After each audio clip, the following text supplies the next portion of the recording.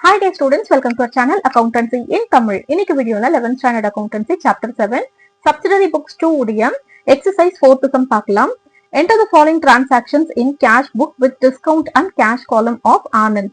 2017 December 1 cash in hand 19,500 rupees கொடுத்திருக்காங்க. So இந்த சம்மு நம்ம double column cash book தான் போட போறோம்.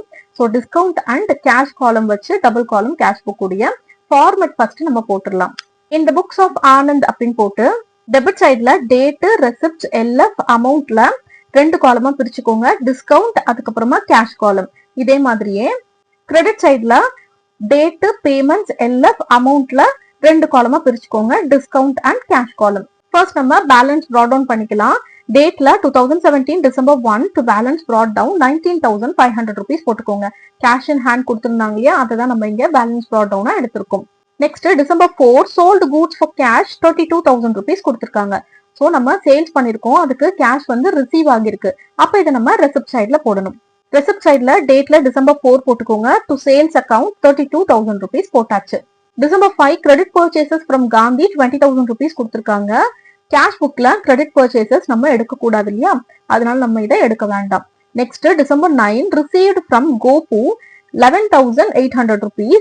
Discount allowed him 200 rupees.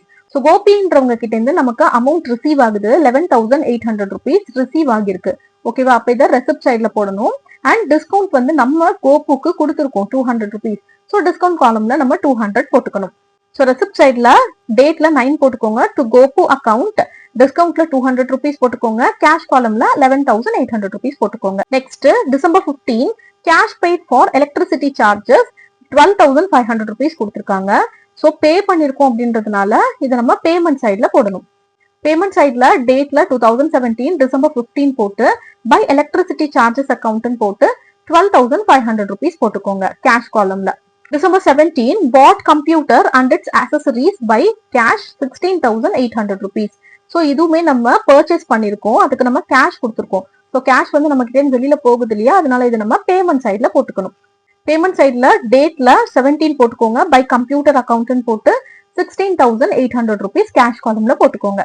Next December 25 paid cash to Gandhi 19,700 rupees in full settlement of his account.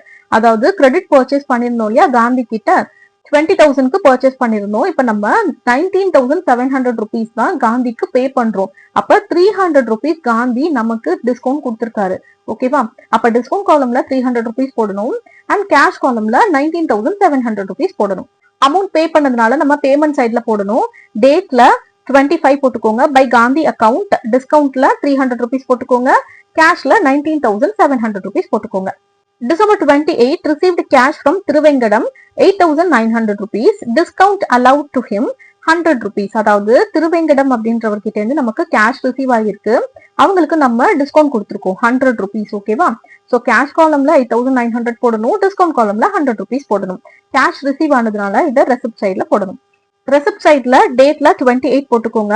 To Thiruvengadam account டிஸ்கவுண்ட்ல 100 rupees போட்டுக்கோங்க. கேஷ்ல 8,900 rupees போட்டுக்கோங்க. Next December 30 paid trade expenses in cash 3,500 rupees.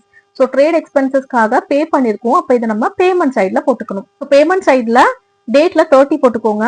By trade expenses account போட்டு cash காலம்ல 3,500 rupees போட்டுக்கோங்க. இப்ப நமக்கு receipt சைட்ல இருக்கக்கூடிய இந்த ஃபிகர்ஸ் எல்லாத்தையும் ஆட் பண்ணோம்னா 72,200 rupees வருது.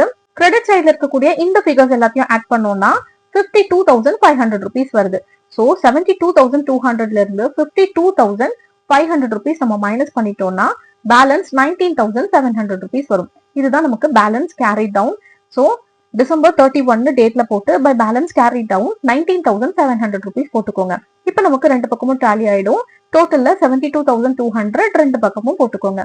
இப்ப நம்ம கேரி டவுன் பண்ணோம் இல்லையா, இதை நம்ம ப்ராட் டவுன் பண்ணிக்கணும் நெக்ஸ்ட் மந்த்துக்கு. ஓகேவா, 2018 January 1 to balance brought down போட்டு 19,700 rupees போட்டுக்கோங்க.